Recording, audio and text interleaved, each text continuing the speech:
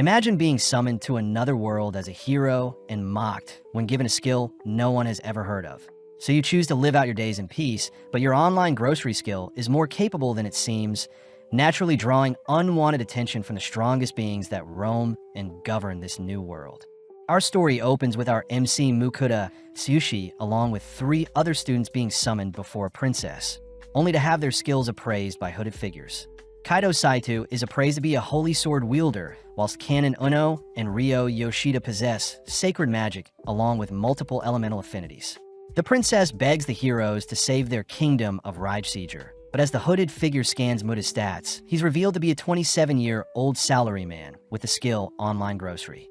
Immediately, Mukuda hears that his unique skill has never been heard of before, ostracized as it seems the 3 other heroes are far more overpowered than himself. With everyone brought before the kingdom's king, they all learn about the Demon King invading the Raijseeger kingdom, prompting the king himself to ask for the heroes' help, and in exchange they'll be sent home once their duty is done. Heroically, Kaito, Uno, and Yoshida all agree to help the king, but Mukuda realizes something is sketchy about this whole situation, choosing to speak up as he asks to be pardoned. That way he can live a peaceful life away from this drama. Surprisingly, Mukuda is allowed to leave, handed 20 gold coins, but Mukuda is unsure about the worth of said coins. Passing through town, Mukuda garners strange looks from the town's folks, choosing to purchase a change of clothes only to pay others for information he is searching for. Mukuda chooses to stop by a grocery store to pick up some food, only to pick out a place to stay, slumping into his bed as he is grateful he chose a more peaceful life. Mukuda points out how the royals were carrying such luxurious items, showing signs of greed. But before Mukuda makes plans to leave the country, he calls for his status window to appear. Mukuda reads that he is level 1 and has the skill appraised in item box. A good turnout, as he doesn't need to carry around things. As for his online grocery skill, he's still unsure how it works. Fidgeting around for a bit, Mukuda ends up tapping on the skill, only to be frightened when an ordinary-looking grocery website pops out in front of him. Sifting through the items, Mukuda starts by adding water bottles to his cart, only to move on to some bread he can eat right away. When he goes to check out, he is asked to pay for his meal, choosing to pay with a silver coin, only to receive what he ordered magically via a cardboard box. Mukuda is impressed by such a skill, swiftly munching on his bread. As he reasons such a skill was unknown to the royals and could be used to sustain him and make a profit in this new world. Making his way out of town, Mukuda is advised to head to the town of Keels near the border of the kingdom, barely managing to hitch a ride with other travelers. During his journey, he makes some small talk with a traveling merchant, learning that the merchant plans to sell some soap in Keels, an item that is considered quite luxurious. Mukuda wonders why the merchant doesn't just store his luggage in his item box. But the merchant says the item box skill is quite rare, with only 1 in 1,000 having such a skill, whereas the appraisal skill itself is the rarest of them all, with only heroes being able to wield such skills. Mukuda hears that appraisal items are precious and are strictly held by the guilds and countries. But when the merchant wonders why Mukuda is asking him such things, Mukuda manages to conceal his rare skills, reasoning that his secret should be safe as long as no one appraises him. When a merchant hears that Mukuda is planning on staying in Keels permanently, the merchant says it's a good idea, seeing as trouble is brewing in Raijseeger and rumors say the kingdom's borders will be closed soon. Right on cue, Mukuda arrives at a stop only to learn that all travel services have been suspended. Visiting a tavern, Mukuda chats with some knights, surprised that the knights plan on shifting their jobs to monster hunting, seeing as a war starting would be less favorable for them.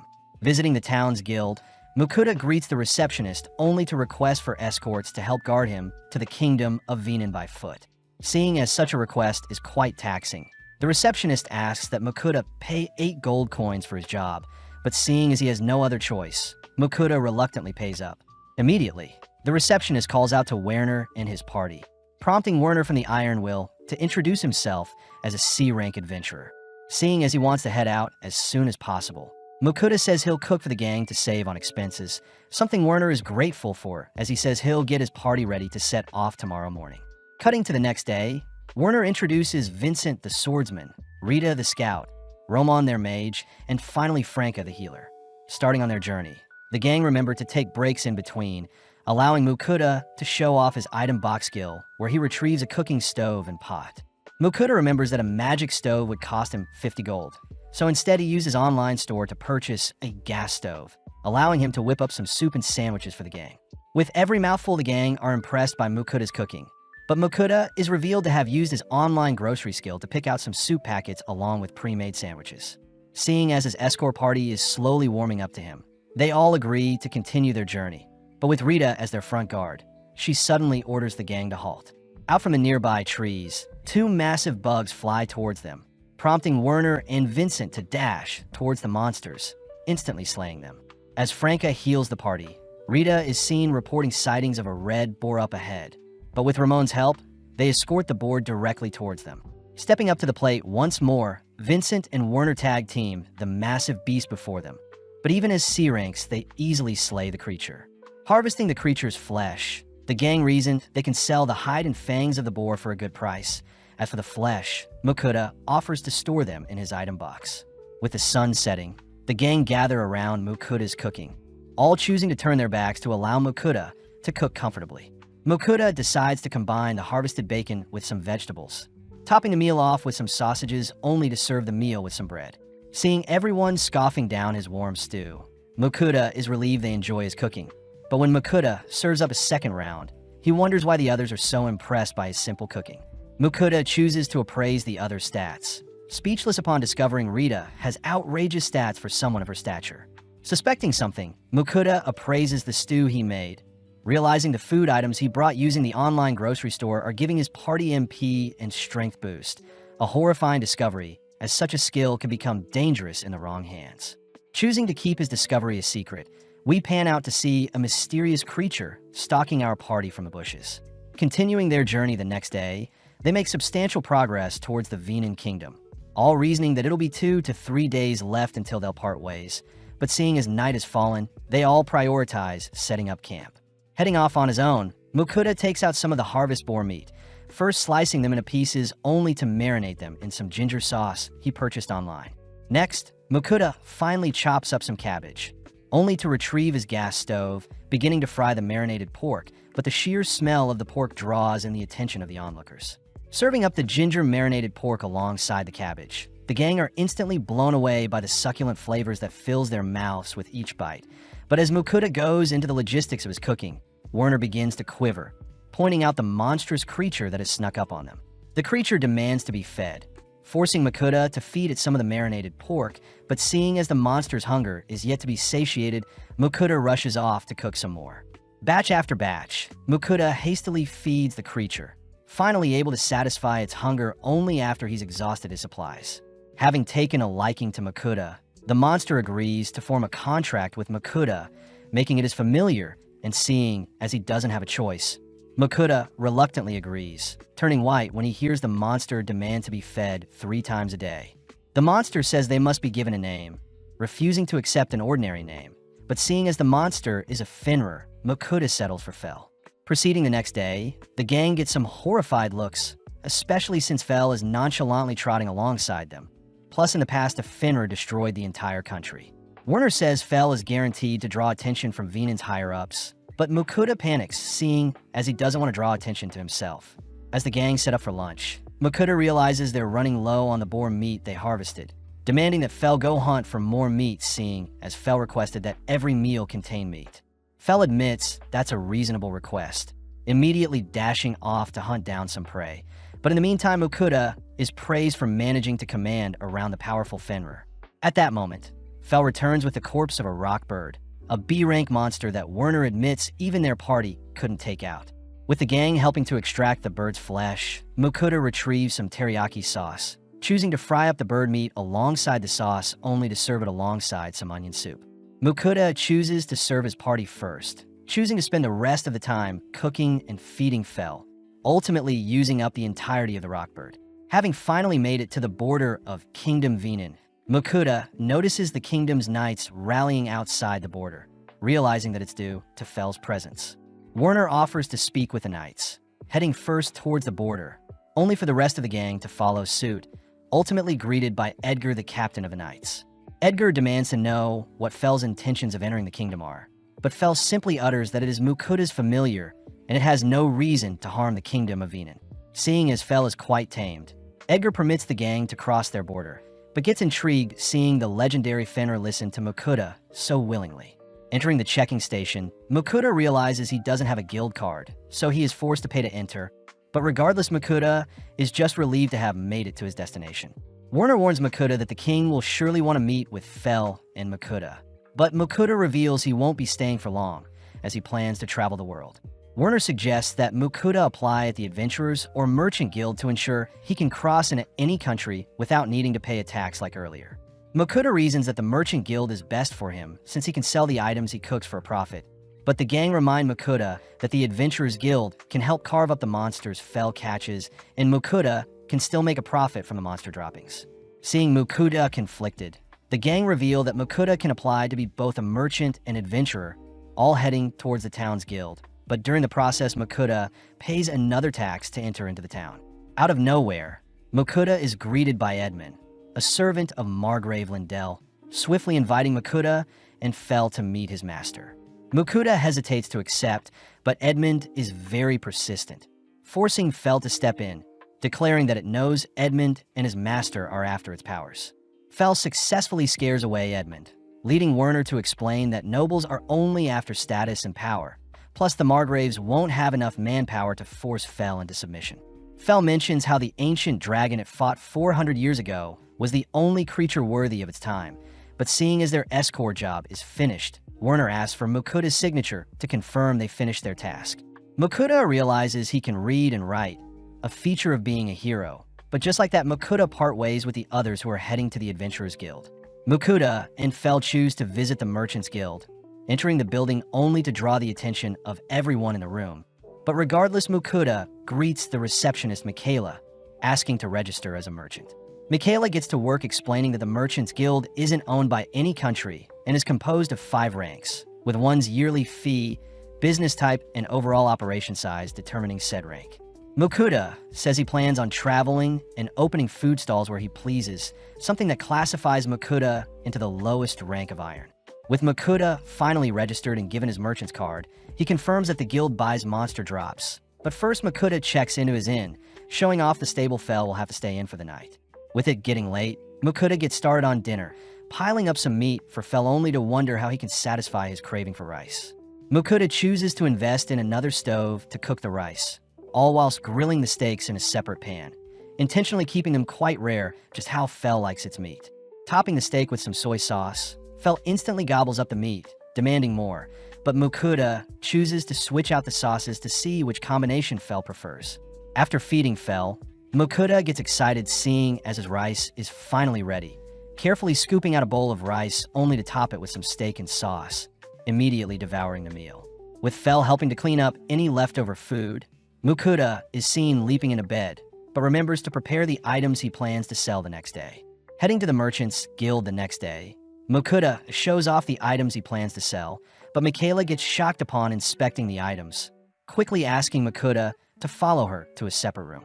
Introduced to the Guildmaster, the Guildmaster reveals that the salt and pepper Makuta plans on selling is so valuable it could be a gift for royals. The Guildmaster asks to personally purchase the item, offering up 4 gold coins for the salt and 10 gold coins for the pepper, piquing Makuta's interest as he purchased the salt and pepper for a measly 5 copper coins, each from his online store. Makuta remembers that pepper used to be as valuable as gold in the past, but seeing Makuta deep in thought, the Guildmaster mistakes it for hesitation, choosing to offer up 17 gold for both the salt and pepper. With Makuta accepting the purchase, he reasons he shouldn't exploit such a trade too often, heading outside only to direct his attention to the Adventurers Guild. Makuta is greeted by Bianca, the guild's receptionist, who hands Makuta a form to fill out for his guild membership, paying no attention to Makuta, only to toss him his guild card once the paperwork is done.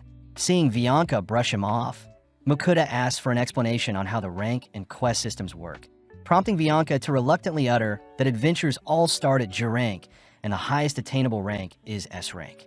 Adventurers can accept a quest 1 rank higher or equal to one's current rank, and that there is a validity period for an adventurer's rank.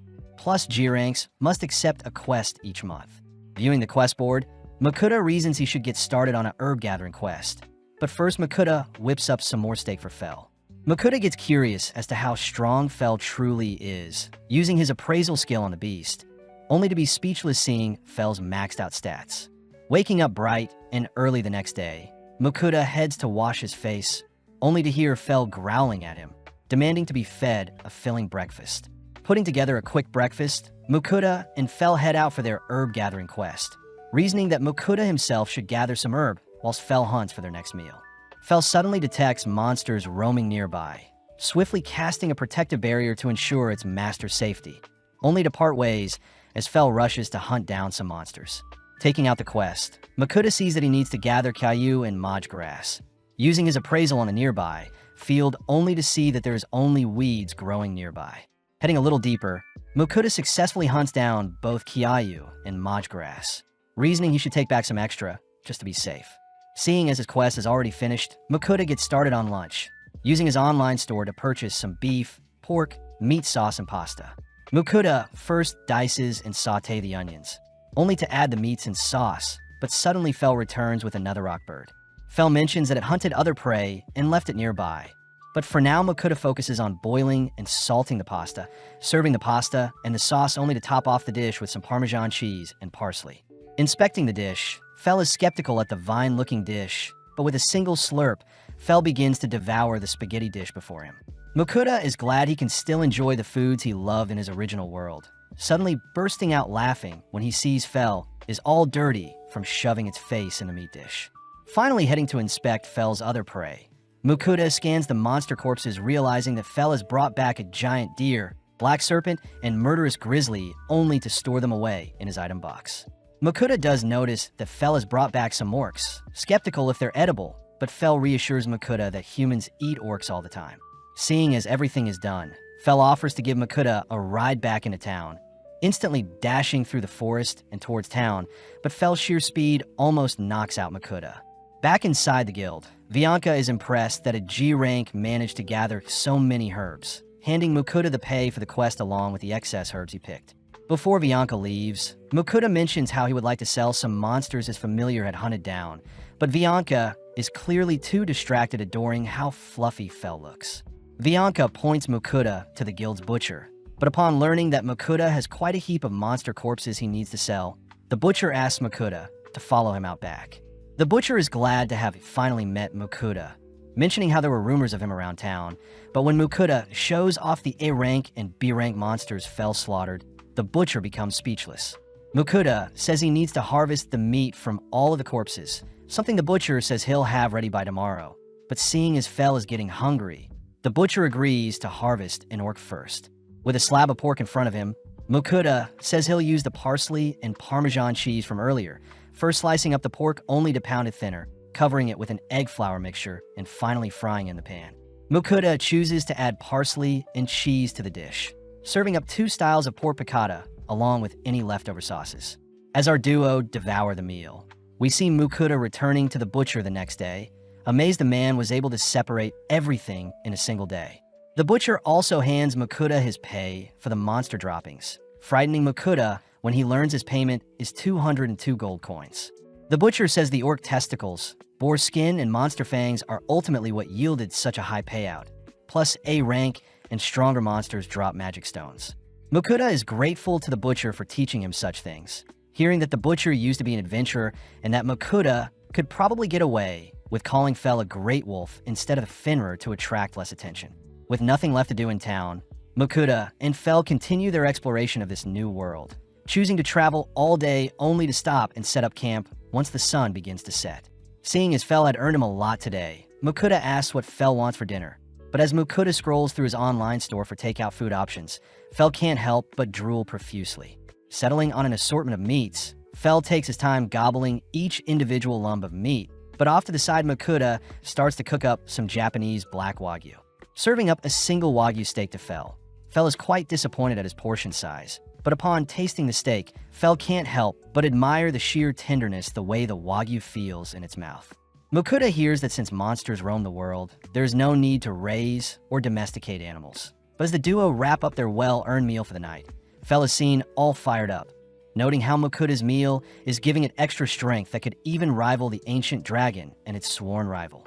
Curious, Mukuta appraises Fel's stats, shocked to see his food has buffed all of Fel's stats by 50%. Too restless, Fel swiftly casts another barrier to protect Mukuta whilst it's gone, speeding off into the night only to leave Mukuta to set up his sleeping bed for the night, happily tucking himself in as Fel's barrier is putting him at ease. With Mukuda fast asleep, we see Fel encountering a rock bird only to take it down with a single swipe. Up next, a giant deer catches Fel's attention, but a single lightning spell dispatches the deer. Noticing a swarm of orcs nearby, Fel leaps into the epicenter of the gathering, immediately wiping out the horde with a torrential wind spell, only to notice an orc general appear. Sadly, the orc general's movements are far too slow, allowing Fel to slay it with a single swipe, but suddenly a chimera appears. Having just gotten started, Fel's roar sounds throughout the night, and by daytime Mukuda is in disbelief seeing all the monsters Fel had slain whilst he was sleeping. Hearing that Fel was able to take down a chimera with a single attack, Mukuda declares that the Black Wagyu will be removed from their meals moving forwards, especially since it gave Fel too great of a buff. In the coming days, we see Mukuda cook up a cockatrice with some soy sauce and lemon glaze, sitting down to enjoy a sandwich only to ask how Fel hunts. Fel says he uses mainly his teeth and claws, and only uses magic to eliminate weaker creatures, mostly wind magic, seeing as Fel had been blessed by the goddess Ninrir. Mukuda wonders if he can use magic too, opening up his system terminal only to confirm that he has a magic stat, but wonders how he can cast his first spell. Fel says you only need to think of casting a spell to use magic, but Mukuda says a genius like Fel won't be able to teach him, choosing instead to picture a fireball, but when Mukuda tries casting a spell, nothing happens.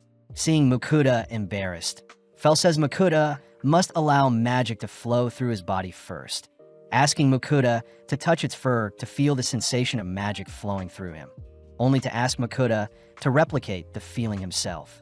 Setting up a can, Mukuda conjures a mini fireball, but his cast strength is far too pathetic to strike the target. Fel suggests that they engage in actual monster combat to help Mukuda grow, but upon seeing Mukuda wimping out, Fel drags Mukuda deeper into the forest. Discovering some goblins, Fel asks Mukuda to attack them, but Mukuda fears that the goblin swarm will be too much for him. Annoyed, Fel howls, drawing the goblin's attention towards Mukuda, who hurriedly flees. Running alongside Mukuda, Fel instructs Mukuda to continuously cast spells to survive, only to leave for now, as Fel wants to hunt monsters as well. Seeing no other way out, Mukuda manages to fire off 2 fireballs, but accidentally trips over a rock when he gets too distracted. With the horde now pouncing on Mukuda, Mukuda is suddenly protected by the barrier Fel had casted earlier, and seeing as he still needs to fight off the goblins, Mukuda lets rip several more fireballs. With only a few remaining, Mukuda musters his remaining strength to cast a final greater fireball, but having no strength left, Mukuda collapses to the ground. As the remaining goblins approach Mukuda, Fel arrives intercepting the goblins, but as Mukuda finally falls unconscious, he awakens later that night angry at Fel for putting him through that experience. Fel says Mukuda should be thankful since Mukuda can now use magic. Plus, Fel says he can detect Mukuda's level has risen, something Mukuda confirms as he is now level 3 with the fire magic unlocked. As a gift, Fel shows off a Goblin King he has hunted, and even though goblin flesh is not edible, Fel says Mukuda can still cash in a magic stone the goblin has. Fel says he wants to be rewarded with a meal, hinting at the fact that a Wagyu steak may suffice, but Mukuda says he won't be serving Wagyu anytime soon, especially since Fel was too energetic afterwards. When Mukuda prepares to start cooking, he suddenly collapses onto his knees once more, declaring that they'll have to buy stuff online for their dinner, seeing as he's too tired. Served up a massive plate of dessert buns. Fel watches as Mukuda nibbles on a melon bun, following his lead as he too devours his platter of desserts. As Mukuda serves up seconds, he warns Fel not to eat too many sweets or he'll become sick, but Fel says his blessing from the goddess Ninrir makes him immune to any poisons of debuffs. Mukuda can't help but get jealous, screaming out into the night sky to be blessed as well, all whilst a mysterious being listens to Mukuda's pleas. Reaching their next town, Mukuda is cornered by some knights who are threatened by Fel, but luckily Mukuda's guild card calms down the knights, seeing as Fel is registered as Mukuda's familiar. Fel gets annoyed when others call him a great wolf, using telepathy to communicate with Mukuda, seeing as they are master and slave technically. One of the knights reminds Mukuda that he is responsible for any damages Fel may inflict, but as the duo head through town, they reason they should find a map to see where they're heading next. Checking into the Elmira's Inn, Mukuda asks Fel to wait for him only to leave Fel with some snacks, so he doesn't run off. Visiting the town's bookstore, Mukuda stumbles onto a book that teaches basic magic. only to be shocked to hear the book will cost 7 gold coins, especially since paper is quite rare in this world. As for a world map, Mukuda hears that such an item is considered a nationally restricted item, ultimately forced to leave empty-handed. Having failed to learn anything from the town's library as well, Mukuda returns to a starving Fel, annoyed to hear that Fel wants to be fed. Seeing as they need food quickly, Mukuda chooses to purchase some yakitori and tonkatsu from his online store, pleasing Fel as they resemble the boar and rockbird they ate previously. Needing to eat himself, Mukuda ends up steaming some rice, only to enjoy it with some leftover pork cutlets and dipping sauce, all whilst Fel drools over the meal. Exploring town the next day, Mukuda stumbles into a bar only to approach some men to ask them a few questions. When the men refuse, Mukuda buys them a few drinks, cheering up the mood as they gladly invite Mukuda to sit down. Mukuda starts by uttering that he traveled from the kingdom of Rager and it's his first time in the kingdom of Venin. But immediately, the men mention how the kingdom of Rager has started several wars in an attempt to claim more land once the new king took over. Mukuda hears that the kingdom of Ermin and the kingdom of Leonhard in the east are safe places, plus there are dungeons for adventurers to explore. Mukuda is grateful for the information, but voices how upsetting it is he has yet to find a map. Coincidentally, the men before him reveal a map of their own, having obtained it from a fellow adventurer. The men offer to pass it down to Mukuda, seeing as they've already memorized it, even agreeing to sell it to Mukuda for a measly gold coin. Unable to pass up the opportunity, Mukuda agrees to buy the map. But as the men leave, the remaining people in the bar laugh at Mukuda, revealing that the map he bought could have easily been purchased at the guild for a single silver coin. Taking the hit and learning from the loss, Mukuda and Fel continue on feet eastwards to the country next to the sea, a location that should house sea serpents and krakens. In the realm of gods, we see Ninrir wondering why Fel had contracted with a human, continuing to monitor Fel and Mukuda. Back with our duo, we see Fel speeding past a forest, only to arrive near the sea. Fel says he's fiending for some seafood, nonchalantly approaching the body of water only to unleash a devastating lightning spell that slays countless fish. Fel says Mukuda is free to collect as many fish as he needs, and the remainder should return back to normal after their paralysis wears off. Getting to work, Mukuda starts off by collecting some violet trouts, only to encounter a bigger-looking king trout. But when Fel asks Mukuda to retrieve a purple-looking fish, Mukuda appraises it to be a poisonous lake fish. Mukuda instantly tosses the poisonous fish back into the water, reminding Fel that his human body won't be able to withstand poison, instead settling for the other fishes. Mukuda and Fel proceed to gather firewood only to start a fire with Mukuda's fire magic, followed by Mukuda buying flour, butter, and mushrooms. Next, Mukuda washes and guts the fishes, seasoning them with salt only to skewer and roast them over a fire. Moving on to the king trout, Mukuda begins filleting the fish, switching things up by wrapping up the king trout in some foil alongside some seasoning, placing this batch alongside the fire to cook. Finally, Mukuda moves on to the remainder of the fish, battering them only to grill them like normal. With 3 different fish dishes completed, the boys tuck into their dinner, prompting Mukuda to take out a can of beer to pair it with the fishy meal. With every bite of fish and sip of beer, Mukuda gets lost in the endless flavors in his mouth. But suddenly Fel cries for more fish, forcing Mukuda back onto his feet as he continues to fry up some more fish. Having stuffed themselves, Mukuda mentions how their dinner reminded him of camping, but as he heads to clean up, he suddenly bumps into a slime. Fel reasons that they shouldn't worry about an insignificant creature like a slime ruining their night. And when Mukuda pokes at the slime, he can't help but adore it.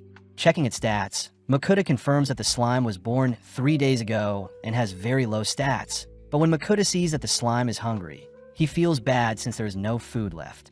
Surprisingly, the slime hops over to the rubbish that is piled up, slowly dissolving the rubbish Mukuda was supposed to clean up, but Mukuda steps in when it begins to dissolve his cooking utensils.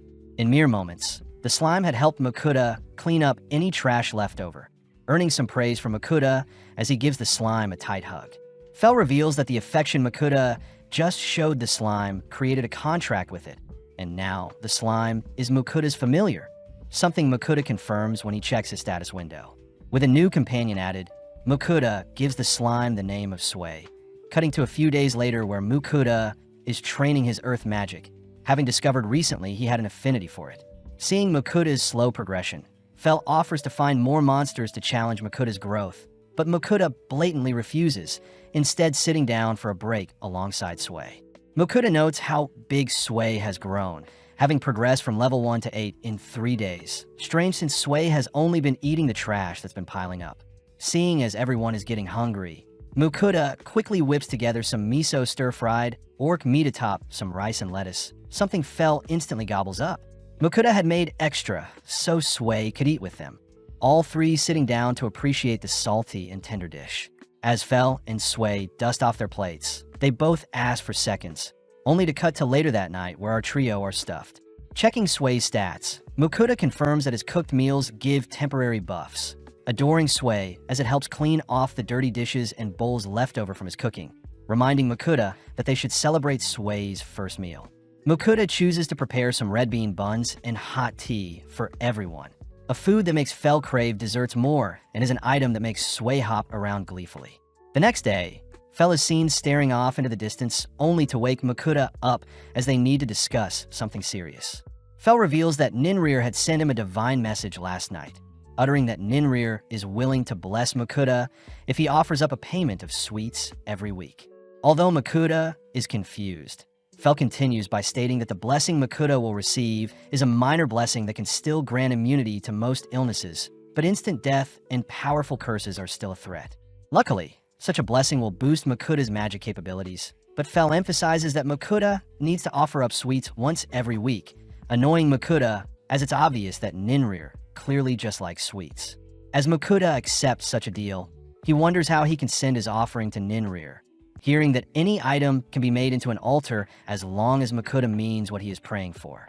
The final thing Fel mentions is that the first offering must contain certain dessert breads, but seeing as there is no reason to refuse, Mokuda prepares the breads alongside some coffee.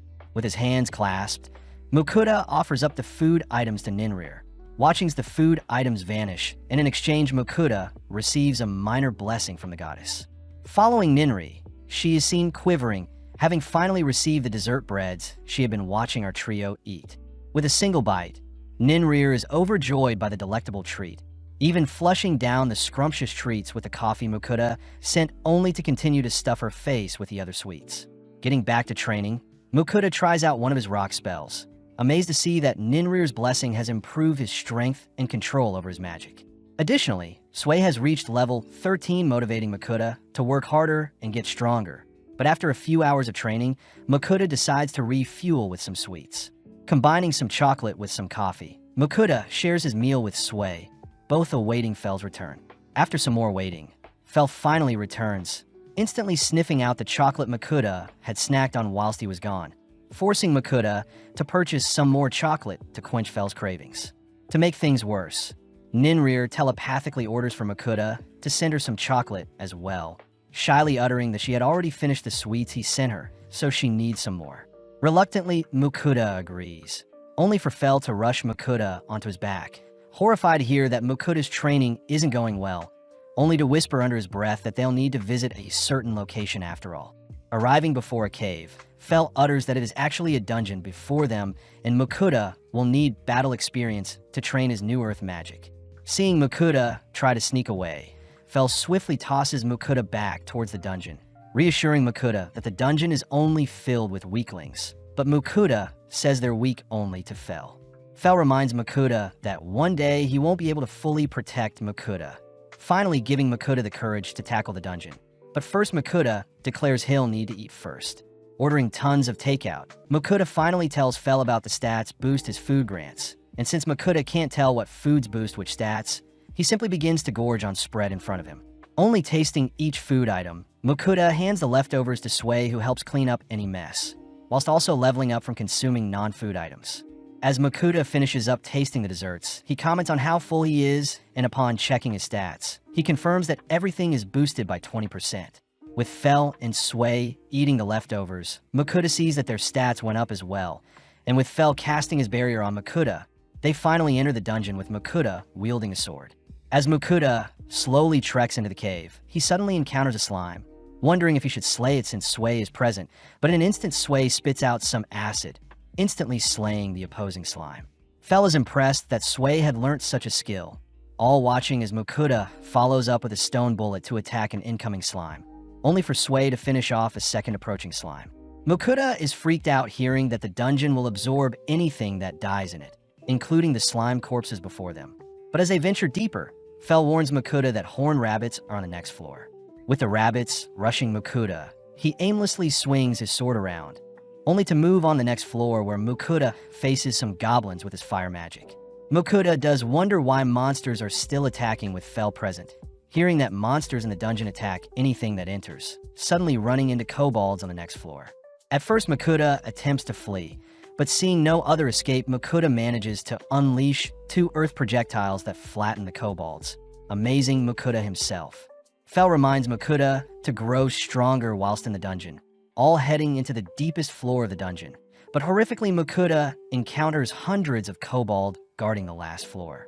When Mokuda tries running away again, Fel stops him, allowing Sway to help this time with clearing the floor. Plus, Fel himself can always step in if things get hectic. Seeing Sway pumped up, Fel shoves the pair towards the enemy, alerting the kobolds to Mokuda's presence as they all simultaneously lunge at Mokuda. Luckily, Fel's barrier repels the attacking monsters, giving Sway the opening to slay several kobolds with its acid spit. Mokuda rushes to join in, casting several stone bullets in tandem with Sway's acid spit to clear out the majority of the attackers. After a while, only 2 kobolds remain, both seemingly fleeing the scene, but out of nowhere their corpses are flung out of hiding, revealing the boss of the dungeon, the Kobold King. Fel says the king has appeared since his subordinates have been slain, but out of nowhere the king locks onto Mokuda, forcing him to flee. With Mokuda attempting to take down the creature with his stone bullets, he realizes that the projectiles simply deflect off the king's tough exterior, panicking as he can only flee from the king's axe swings. To make things worse, Fel mentions how his barrier won't completely protect Mokuda, forcing Mokuda to steal his resolve as he conjures a far greater stone bullet than the rest, managing to strike the king directly in the head. With the Kobold King's head recoiling, it suddenly recovers, opting to use its claws to attack Mokuda, but before Mokuda can retaliate, he suddenly feels dizzy, having exhausted his mana. Left wide open, Mokuda is once again saved by Fel's barrier, realizing that Fel was lying to force Mokuda to grow. With the Kobold King fixated on breaching Fel's barrier, Sway fires off a beam of acid, instantly disintegrating the creature. But before Mokuda faints from fatigue, he notices Sway glowing. Back outside, Mokuda awakens from his slumber, reassuring Sway that he's fine, but strangely enough, Sway can now communicate with him.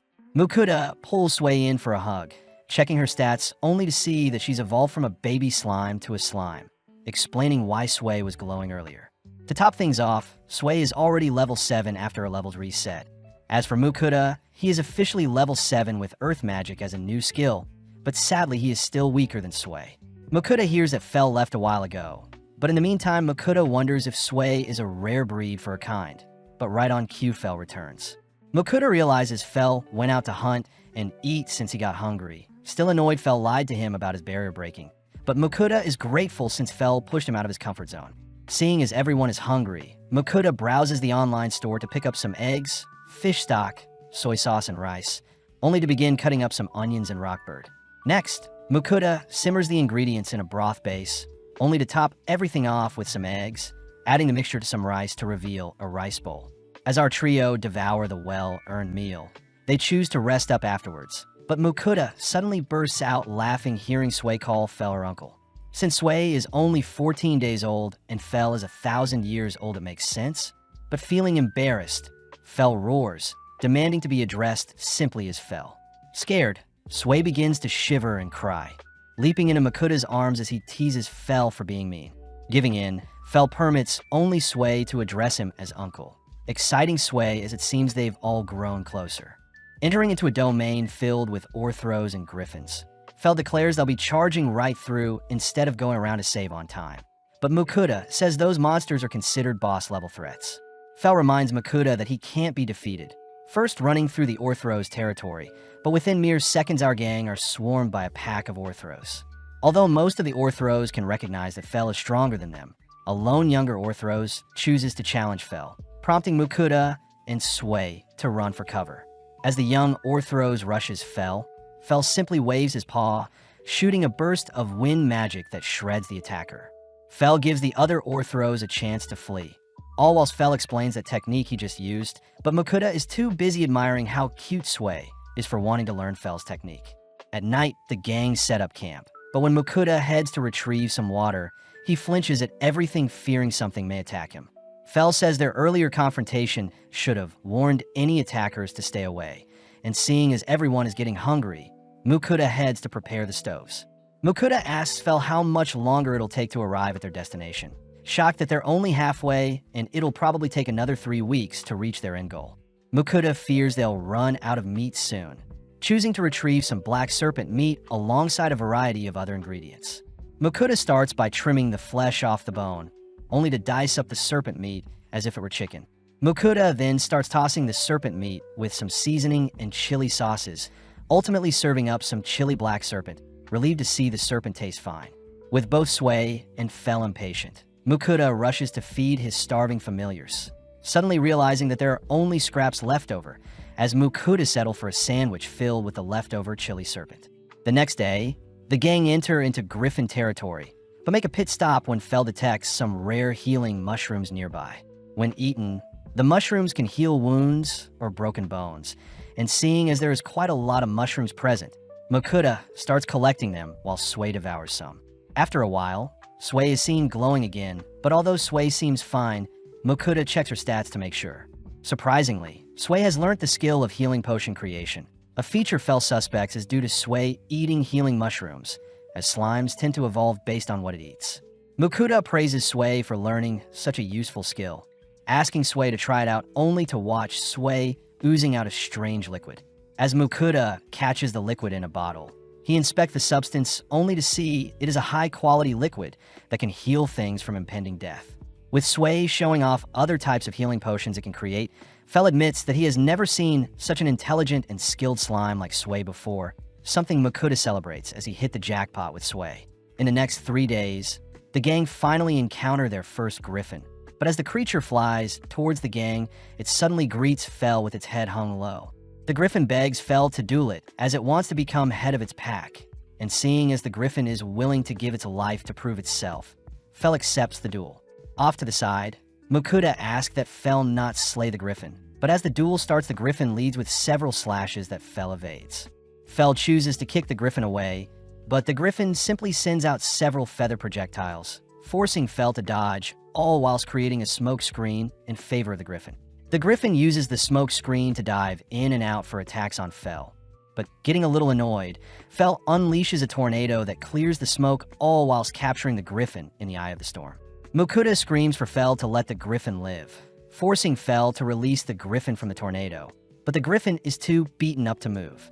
Quickly, Mukuta and Sway heal the griffin with Sway's healing liquid, but seeing the griffin depressed, Mukuta points out that the griffin was able to land a hit onto Fel. Surprised it was able to harm the legendary Fenrir, the griffin roars, attracting its kind only to declare that it has become leader of its pack thanks to Fel. Before the griffin leads with its pack, it hands Mukuta one of its feathers, promising to not intervene with the gang moving forward. That night, Mukuta thanks Fel for clearing things up with the griffin, reasoning that he should use the rest of their meat to reward Fel. Mukuta opts to batter and season the remainder of their orc meat, deep frying it only to serve it beside some cabbage and sauce, a meal both Fel and Sway gladly devour. With Mukuta whipping up second for the gang, he is reminded by Fel to send offerings to Ninrir, cutting to a few days later where the gang have finally emerged from the forest. Mukuta celebrates a month and a half worth of traveling, checking the map to see that they're close to the kingdom of Leonhart, and seeing as they're basically out of meat, the gang sprint to search for any man-made roads. Off in the distance, Mukuta spots a caravan being attacked by bandits, ordering Fel to save them in exchange for a luxury meal later. Enticed by the offer, Fel rushes towards the caravan, all whilst we see Lars desperately fending off the bandits, all whilst Lambert is ordered to remain hiding in the caravan. Right on cue, Fel leaps into the air, drawing everyone's attention as he orders the bandits to freeze and relinquish their weapons. Overwhelmed by Fel's presence, the bandits give in, allowing the bandits to be tied up safely. Lambert introduces himself as the owner of the caravan, and Lars is the leader of the Phoenix Adventure Party that had been employed to escort Lambert, all grateful to Mukuta for saving them. Lambert mentions how they're heading to the city of Carolina, the northwestern city in the kingdom of Leonhart, and seeing as it's convenient for them as well, Mokuda agrees to accompany everyone to the kingdom of Leonhart. Traveling all day, Mokuda ends up hearing rumors from the guards that Fel is either a great wolf or a Fenrir, and that the rumors spread fast due to letters being exchanged via a magic teleportation tool. Mokuda ends up feeling bad for Fel since most nobles want to tame and use Fel for their own benefit. And to make things worse, Mokuda himself has a rare item box, appraisal skill, and even the online grocery skill, all things that will cause a massive stir if leaked. That night, everyone decides to set up camp for the night, but Fel reminds Mokuda he promised to serve him a luxury meal, forcing our trio to separate from the main group as he prepares to cook up some meat for everyone. Mokuda reports that only meat scraps are left, but wanting to make the most of the remaining meat, Mokuda ends up dicing up and battering the remaining meat only to deep fry them. Mokuda also uses up the sauces to season them, pleasing Sway as she gobbles down the meal. As for Fel, he can't help but devour the meat before him. As Mokuda continues to serve batch after batch, the scent from his cooking ultimately reaches the other men, drawing them towards his mini hideout as he's forced to serve them food as well. Now with the men joining in, Mokuda works overtime to please everyone, unable to save any for himself. Grateful for the meal, Lars and his men promise to protect Mokuda whilst they rest, only to glare at the bandits ordering them to behave. When the bandits refuse to be quiet, Mokuda speaks up, reminding the bandits that Fel will rip them to shreds if they disrupt their beauty sleep. The next day, Mokuda finally arrives at Karelina, the 5th largest city in Leonhart, a place where Lambert's family have been leather merchants for generations. Seeing as Lars is heading to the guild to report the bandits they captured, Mokuda promises to visit Lambert's store later, first accompanying Lars to the town's guild. Surprisingly, Mokuda learns that his G-rank license had been revoked since he hasn't accepted a quest for over a month, learning from Annette that most G-ranks try getting to F rank as soon as possible. That way he'll have a 3-month grace period between quests. Seeing as he won't make the same mistake twice, Mokuda asks to re-register his guild license, this time reporting that Sway is a new familiar he wants to register, but this only makes other adventurers mock him for taming a slime. Afterwards, Mokuda asks where he can submit the monsters he's collected, only for Lars to ask if he and his men can watch, curious as to what monsters Fel had slain. Seeing the massive monster pile, Lars and his men are speechless, but Mokuda continues to pile up the corpses, stopping just before he adds the Chimera corpse. Johan the Butcher is impressed to be given the chance to carve up so many corpses, but Mokuda asks if it's fine to have his monsters butcher in places other than the guild, but Johan advises against it since non-licensed butchers are sketchy. In mere moments, Johan perfectly extracts a portion of the red serpent's delicate skin, making Mokuda and Fel crave the taste of the serpent's meat. Lars suddenly realizes something, asking what meats were served to them last night. But upon hearing that Mokuda had served them A-rank and B-rank monsters, Lars and his men immediately apologize for stuffing themselves with such rare monster meat. Mokuda is surprised at first, but reassures the men it was fine, something Lars can't accept as he promises to assist Mokuda if anything arises in the future. Checking into the Griffin in that night, Mokuda reasons that he should reach F rank whilst he's in town, plus he needs the guild's butcher to help extract the meat for their adventures. Before Mokuda heads to sleep, Ninrir's voice reminds Mokuda to complete his weekly offerings, and seeing as there is a pudding and jelly sale in his online store, Mokuda offers up a variety of sweets to the goddess. The next morning, Mokuda checks out the quest board, learning that basic escort jobs are worth 1 point, herb gathering is worth 2 points, and goblin hunting will garner 3 points. Seeing as he needs 100 points to rank up, Mokuda estimates that it may take around 2 to 3 months, but Fel orders Mokuda to take all the goblin slaying quests to speed things up. As both boys argue using their telepathy, Fel gets an idea, managing to convince Sway to agree to hunt down some goblins, ultimately convincing Mokuda to take on a goblin hunting quest. Heading eastwards, the quest rewards 5 goblin kills with 3 silver coins and 3 points, a reasonable offer for hunting goblins. After a few minutes of searching, our trio stumble onto 3 goblins, but in mere moments, Sway shoots them down with her acid spit. Mokuda is thrown off when the quest requires Mokuda to slice off a goblin's ear as proof of a successful hunt, traumatizing Mokuda as he screams whilst harvesting the ears. Having made too much noise, another army of goblins approaches our trio, but Sway gets to work dispatching them one by one. Not satisfied, both Sway and Fel drag Mokuda toward the nearby goblin settlement, ultimately managing to rack up quite a few hundred goblin corpses. Moving on to harvesting the goblin ears, Mukuta wonders what they'll do with the remainder of the goblin bodies, fearing that it may attract other monsters or even create a dungeon itself. Fel reckons they should leave the corpses be and let nature do its magic, but Mukuta refuses, asking if Sway herself could melt down the bodies. Happily obliging, Sway ends up growing massively in size after cleaning up a fraction of the corpses, and when Mukuta checks Sway's stats, Mukuta sees that Sway has evolved into a big slime.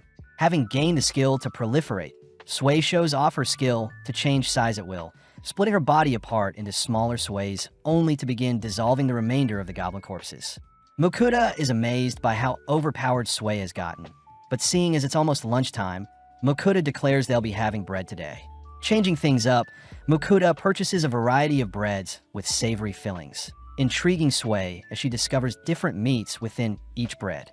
As Fel tucks into the meal, Mukuta indulges in some coffee to wake himself up, a little disappointed that his plan to rank up slowly has been ruined, as the goblins they racked up in a single day have garnered him enough points to reach rank F already. Returning to the guild, Mukuta submits the hoard of goblin ears he had collected, but this ends up causing a stir at the guild, stressing Mukuta out when the guild master himself asks to speak with Mukuta. Guided by Annette out back, Willem the guild master greets Mukuta, grateful for Mukuta for taking out the goblin settlement near their town. Mukuta is shocked that Willem has deduced that Fel is indeed a Fenrir. But more importantly, Willem reads a message from the royal palace, informing Mukuta that the royals and nobles are aware of our trio's presence in their town, and that they'll leave Mukuta alone. Mukuta celebrates a happy accident, suddenly hearing that Willem is willing to promote Mukuta to a C rank, but Willem would like Mukuta to do him a couple favors.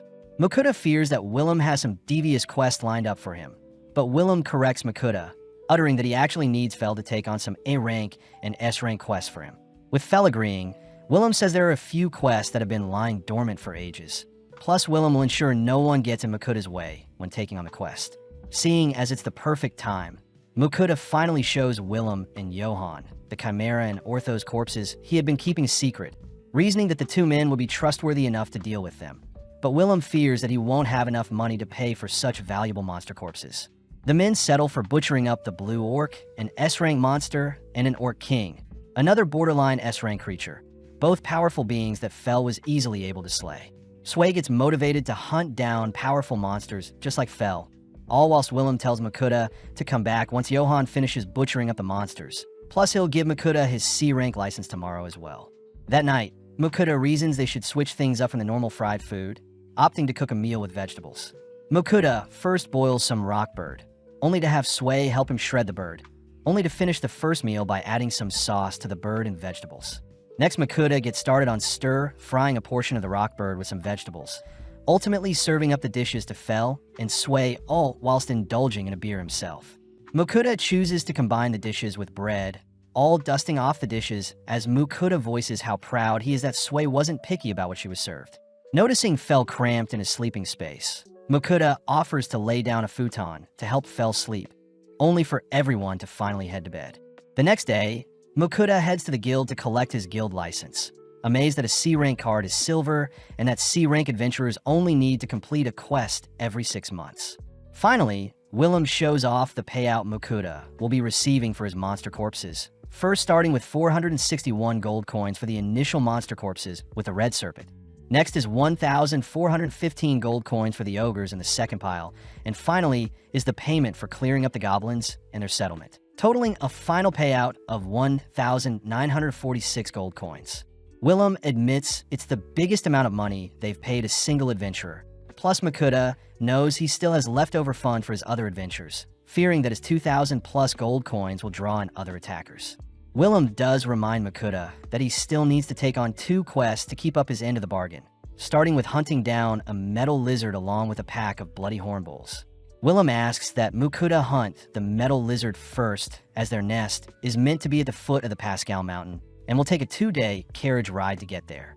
The blue lizard definitely has a favorite food, but there are no documents on what it may be, plus the lizard is immune to most physical attacks due to its tough metal exterior.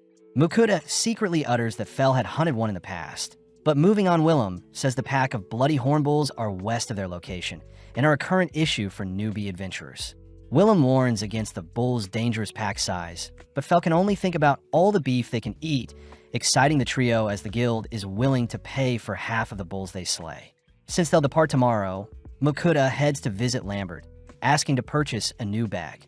Lambert gladly shows Mukuda a few bags made from different animals at different price points. But Mukuda says Sway will be the final decider, seeing as she'll be carried around in it. Surprised to see Sway pick out the cheapest bag made of leather. Browsing around the store, Mukuda takes note of a belt that can store his sword, but it costs 6 gold coins. Next, Mukuda spots a fancy coin purse for a single coin, only to be drawn to new boots as well. Lambert says Mukuda's total will be 11 gold coins, but seeing as Mukuda saved his life and fed them expensive food, Lambert is willing to give Mukuda the items for free. Before Mukuda departs, Lambert asks if Mukuda has any red serpent skin left, but Mukuda apologizes since he sold everything to the guild. As Mukuda promises to sell some of his monster droppings to Lambert next time, they part ways, only for Fel to request some snake for dinner. Seeing as they have a big day tomorrow, Mukuda agrees to fulfill Fel's wish, first battering up some chunks of serpent meat only to double deep fry them. Instantly, Fel and Sway swoop in and devour the meal. And seeing as they recently restocked on food, Mukuda is more than happy to feed them until they're stuffed. Once Fel and Sway are satisfied, Mukuda reasons he should fry up some extra and store them for later, ending the night with a beer to accompany his meal, all while Sway and Fel knock out for the night. Heading towards the mountain where the metal lizards reside the next day, Mukuda tries guiding Fel, but relying on his keen senses, Fel darts towards a cave, having detected a lizard resting inside. Slowly descending the cave, the gang notices a metal lizard off in the distance, but seems to be glowing. Mukuda appraises the lizard to be a mithril lizard, suspecting it mutated after devouring the nearby mithril ore, and seeing as there are no other lizards nearby, Fel will have to engage it. Fel explains that mithril is quite durable and highly resistant to magic, worrying Mukuda, but in an instant Fel's lightning spell fries the lizard, smirking as he reminds Mukuda that he is a legendary Fenrir. As Mukuda stores away the lizard's corpse, he reasons he should gather some mithril for himself, wondering if he could craft a blade or some armor. Fel gets annoyed, declaring that Mukuda won't need any mithril in his arsenal, as his barrier is stronger than mithril and his attacks are far more efficient than any mithril blade. And seeing as Fel is still energetic, they all rush to take on the bull quest. After a while of traveling, our trio stand before the horde of bulls, prompting Mukuda to wait atop a hill whilst Fel deals with the monsters. Surprisingly, Sway herself wants to hunt down monsters as well, quickly meeting up with Fel as they use the tall grass to their advantage, ultimately pouncing and massacring the nearby bulls. Mukuda is completely horrified at how strong his familiars are, but nonetheless gets started with collecting the bulls' corpses, grateful to Sway and Fel for helping with transferring them into his item box. For a quick lunch, the gang munch on some sandwiches stuffed with orc and rockbird, all whilst Mukuda flushes down the meal with some cola. Intrigued, Sway asks to taste the carbonated beverage, piquing Fel's interest as well, only for everyone to wrap up lunch. As the sun begins to set, Mukuda shows off the mithril lizard Fel has hunted, shocking Johan and Willem as the last sighting of a mithril lizard was 400 years ago, plus the discovery of a mithril vein is the 4th of its kind. Mukuda realizes how catastrophic his findings are, especially since the mithril lizard along with the discovery of the mithril vein will have to be reported to the city lord and the king, but luckily Mukuda will get paid around 5,000 gold for a job well done. Mukuda panics at the amount of money he'll be holding, but Willem says they need to gather the funds first, asking Mukuda to keep everything discussed a secret for now.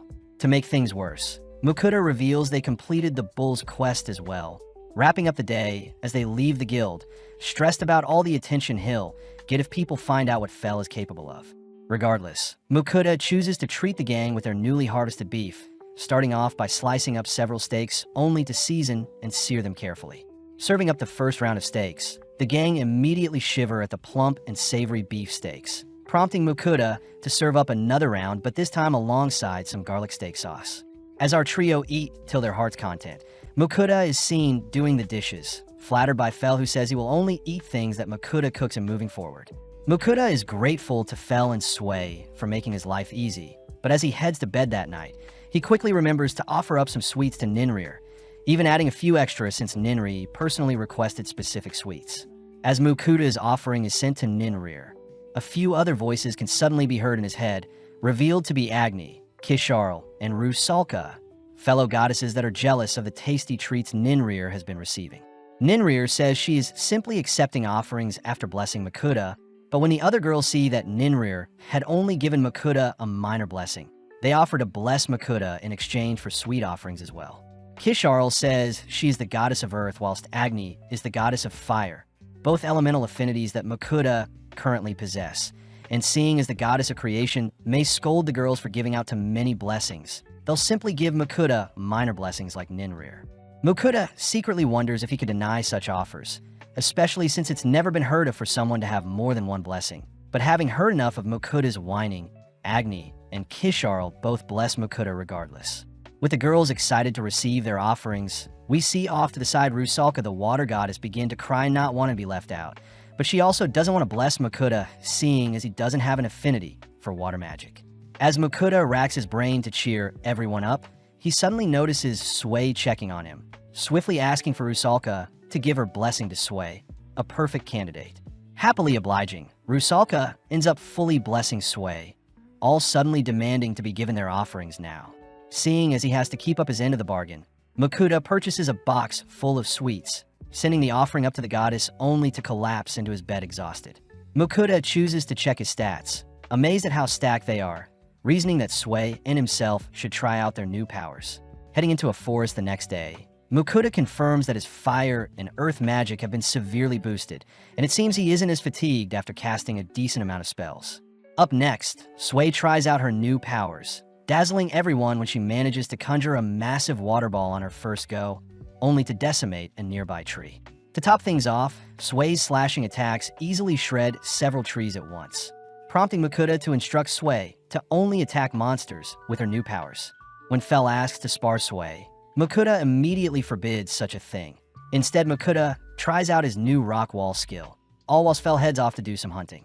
When Fel returns with a black serpent corpse, Makuta shows off a new house he made with his earth magic, but sadly Fel and Sway are more fixated on dinner.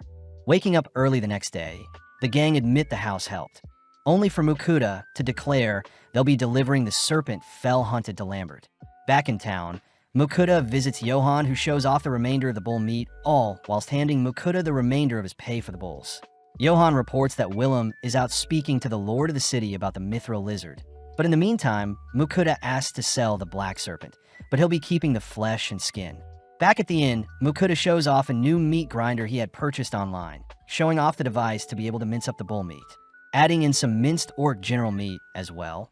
Makuta gets to work frying some onions only to combine the meats, seasonings, and various other ingredients, ultimately shaping the mixture into patties with Sway's help. Choosing to store some in his item box for later, only to begin frying up the patties, serving them up alongside some hamburger sauce. With a single bite, our trio stuffed their faces with the juicy patties, plus Makuta reveals he had added cheese in some of the patties.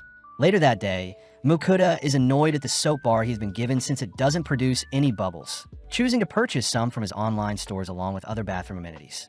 Makuta reasons it should be a suitable gift as well when they visit Lambert, but to make things less suspicious, Makuta transfers over the liquids into more bland containers. Off to the side, Sway enjoys soaking in water, making Makuta crave taking a bath in this new world. That night, Makuta presents the black serpent skin he obtained to Lambert, something Lambert swipes up for 50 gold. Moving on, Makuta reveals he is also a merchant guild member, asking for Lambert's advice on the bathroom products he bought. At first glance, Lambert is impressed by the scent the soap is giving off, but as Makuta mindlessly rambles on about the cleaning products he is presenting to Lambert, he suddenly stops himself, wondering if he said too much. Luckily, Lambert reveals that he had been looking for an anniversary gift to give his wife, and since his wife loves to take baths, Makuta's items will be the perfect gift. Hearing that Lambert has a bathtub, Makuta asks to see it for himself, amazed to see the finely crafted tub as Lambert reveals it cost a few hundred gold to create altogether. Seeing Makuta fixated on his bathtub, Lambert says he'll introduce Makuta to a shop that sells bath, prompting Makuta to leave behind one of each amenity for Lambert to try out himself before he officially gifts them to his wife. The next day, Makuta returns to see how Lambert likes the products, but surprisingly Lambert's wife, Marie, is present. Marie reveals that Lambert looks stunning and smelt amazing after bathing last night, and when Marie tried out the product herself, she immediately knew such products would be a hit. Since Makuta doesn't have a store of his own, Marie and Lambert offer to help sell the bathroom amenities Makuta gave to them. But Makuta is quite hesitant. As Makuta returns to the others, he reports that Lambert will be selling his bottled bathroom amenities moving forwards. And seeing as Willem seems to be back, Makuta has Fel and Sway wait outside whilst he heads into the guild. Upon entering into Willem's office, Makuta is dazzled by the stacks of gold Willem was able to fetch for the Mithril Lizard and Mithril Vein, totaling 5,800 gold coins. Before Makuta can think about the bathtub he can purchase with such a fortune, Annette enters the room, reporting that a swarm of wyverns have attacked several low-ranking hunters near the Western Plains. Luckily, the hunters that were attacked have survived, but most of them are on the brink of death. Entering into the main room of the guild, Makuta notices multiple adventurers beaten up and bruised, and seeing as there aren't enough healing potions for everyone, Makuta offers up some of his high-quality healing potions. Upon applying them to the injured, the potions instantly cleanse and heal all wounds, giving Willem the chance to make an emergency announcement, asking for all C rank and above adventurers to slay the wyverns before they attack their town. As Willem's words rally together the surrounding adventurers, Fel's voice suddenly rings throughout the room, uttering that Fel himself will take out the wyverns. Willem admits that it would be much appreciated, promising to pay Makuta handsomely if Fel succeeds, but Fel only cares about devouring the wyvern flesh.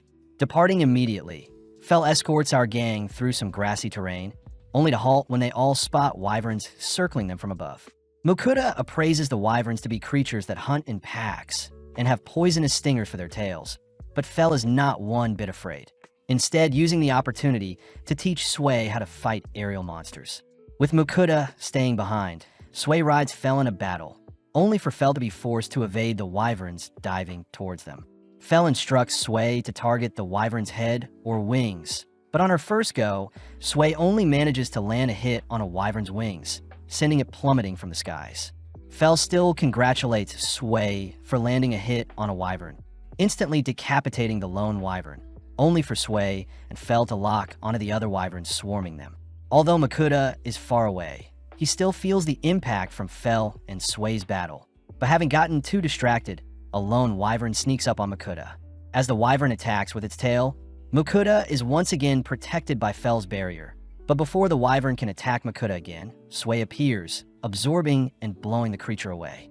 Right on cue, Fel monstrously appears behind the wyvern, instantly shredding the creature only to clean up the rest not too long after. Seeing as they've earned their lunch, Makuta heads to retrieve the leftover patties he had prepared earlier, declaring that he'll be frying the patties to create a different dish. With a light coating of breadcrumbs, Makuta presents a stack of crispy and juicy deep-fried patties, all enjoying their lunch under the gorgeous blue sky and luscious fields, all whilst Willem and the other guild members await our hero's return. As night falls, our trio finally return to the guild, reporting that all the wyverns have been eliminated. The adventurers in the guild immediately begin to celebrate, all whilst Willem utters that half of their adventurers would have been wiped out if it weren't for Fel. Funnily enough, Fel utters that they took so long because they had lunch afterwards. Makuta starts his report by declaring that they collected 13 wyverns in total, and that most of them are intact, so the guild can buy the corpses, but Makuta wants the wyvern's flesh. Willem says since the guild is low on funds, they'll butcher the wyverns and only purchase half of them, cutting to later that night where Makuta gets ready for bed.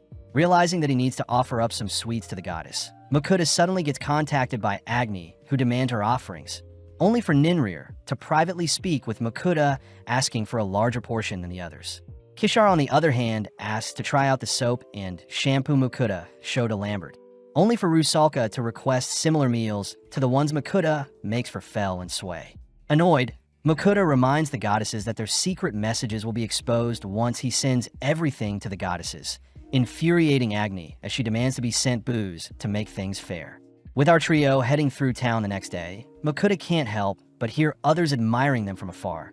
But first things first, Makuta visits a Lario company to check out their bathtubs.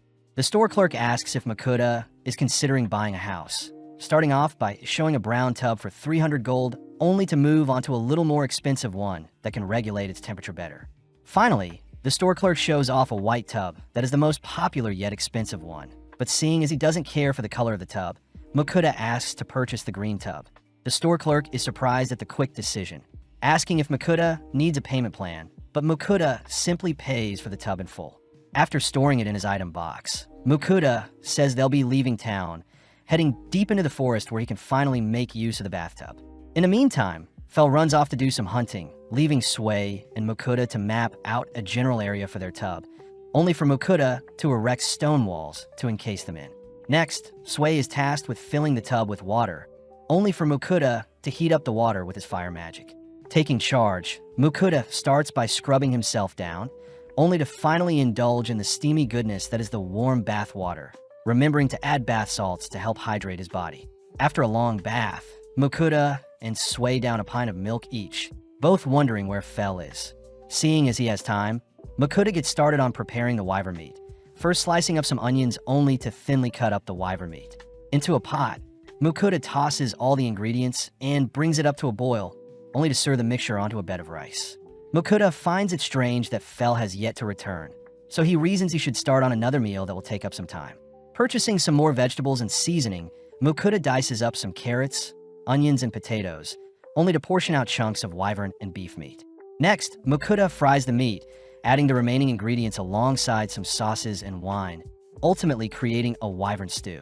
With the sun beginning to set, Sway suddenly detects Fel nearby, but surprisingly Fel has brought the corpse of a dragon he slayed. Mukuda is speechless upon hearing that Fel slayed an earth dragon, and seeing as Fel is quite satisfied with his hunt, Mukuda reminds Fel that they can't bring the dragon to the guild as it'll be too expensive for them to purchase. More importantly, Fel is able to sniff out the sweet scents of the stews Mukuda prepared, but Mukuda states they won't be having dinner until Fel cleans himself up.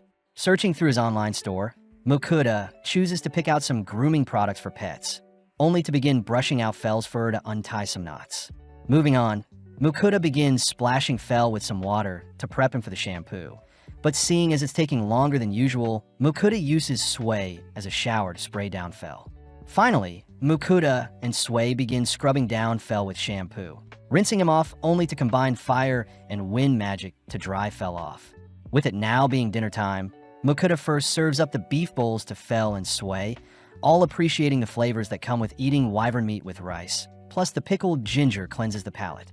Seeing as the wyvern stew will taste better tomorrow, the gang settle for eating the beef bowl today, only for Mukuda to declare that Fel will be taking a bath every once or twice a month to ensure Fel is clean and hygienic. Returning to town, Mukuda shows off the earth dragon Fel slayed, but Willem and Johan are in complete disbelief, both refusing to touch the creature, seeing as every part of the dragon is extremely valuable. Luckily, Willem mentions that the guild master from Dolan is quite knowledgeable on dragons, and seeing as Dolan is close to the sea, the gang get excited. Wrapping up his stay in town, Mukuda makes sure to say his farewells to everyone, receiving a letter meant for the guildmaster Dolan along with a map Willem had marked to help with Mukuda's travel.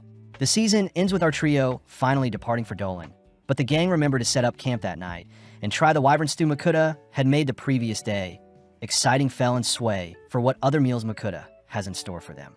In a creepy-looking forest, we see Fel easily electrocuting several venomous tarantulas, but Sway is sad he didn't get to fight. Fel orders for Mukuda to make them a delicious meal since they've been traveling all day, but first things first, Mukuda stores the tarantulas in his item box, and upon checking up on his remaining meat supplies, he states they'll be having gyozas. With everyone excited, Mukuda first opens his online grocery skill and purchases some gyoza wrappers and seasoning, and with the supplies arriving, Mukuda gets to work prepping the ingredients only to combine them all together with the seasoning.